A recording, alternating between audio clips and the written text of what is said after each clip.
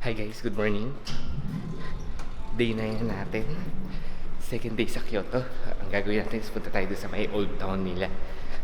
Mag-explore tayo ng Ninensaka tsaka Sanhensaka yata.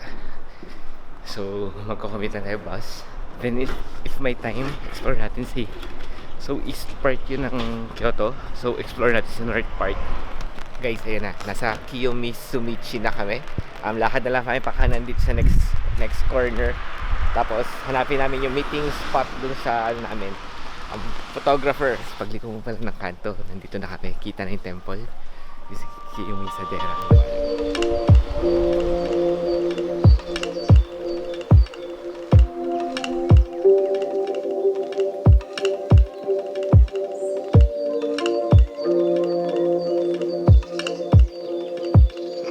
Guys, inabot kami ng ulan pero huminto na. So, during ng ulan, kami, Starbucks kami sa Ninensaka.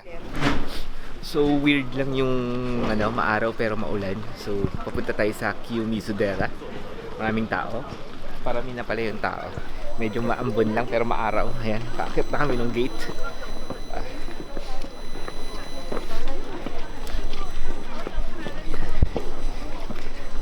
Ayan. So, pababa doon.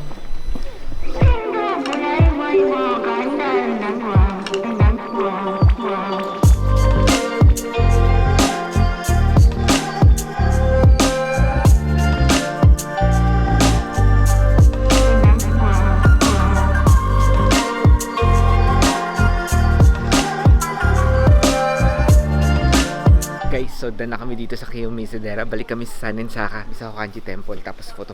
Tapos lipat na kami.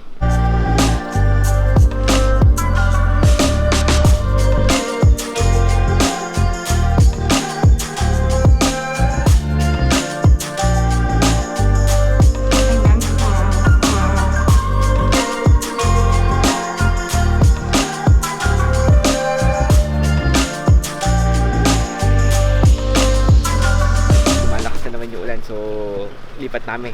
Pack up na. Pack up na. Iyan guys. So, done na kami sa Sinensaka tsaka Ninensaka. Punta naman kami sa Golden Pavilion. Pa-north. Hindi namin siya napuntahan kahapon. Tight yung time namin. So, ngayon namin siya explore.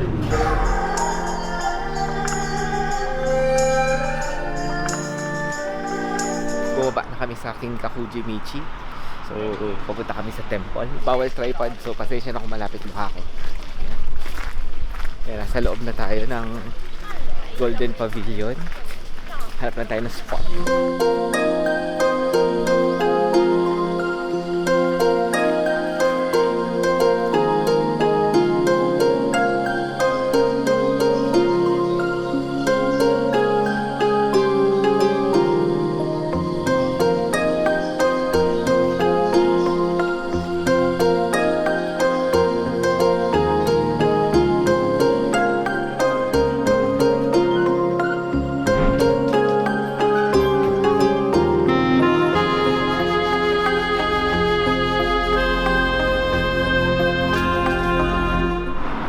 Guys, done na kami doon sa Golden Pavilion.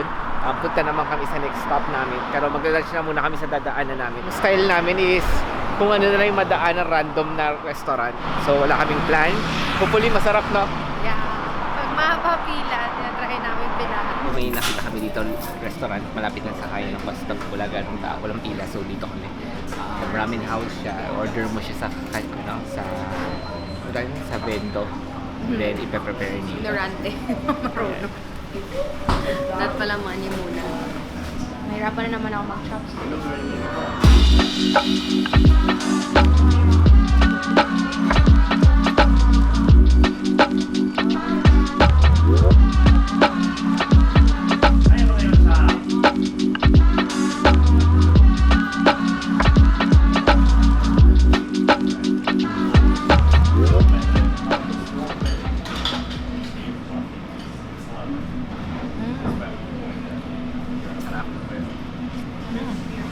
May nakita kami dito, Kimura Ramen, ang sarap.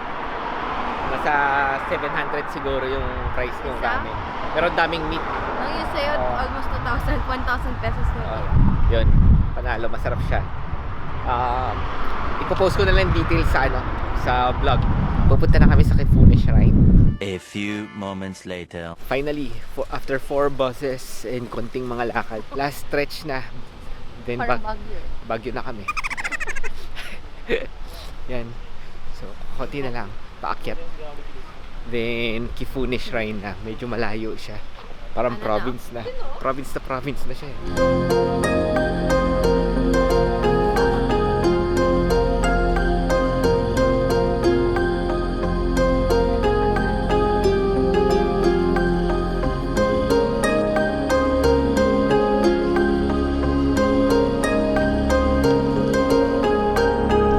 So, ito yung Kifune Shrine. Nandun sa taas.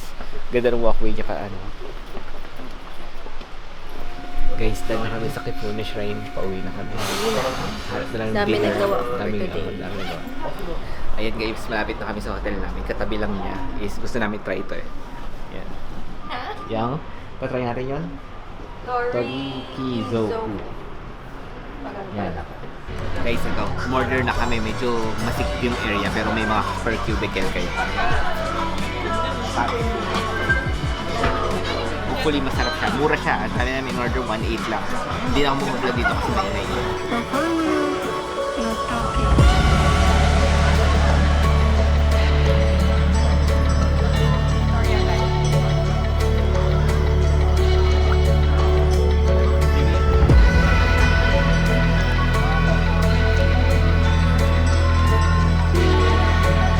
Ay, mas mahaba pa yung pinila namin. Doon na yung Torikizoku. Ang sarap niya, ano? Lalo yung chicken Yakitori. skin. Yakitori pero ang sarap. So dito mura-mura, naka kami, 2,160. So parang 1,000 plus isa. That's it, mahaba yung day namin ngayon. Tapusin ko na muna yung vlog bukas ulit sa third day namin sa Kyoto.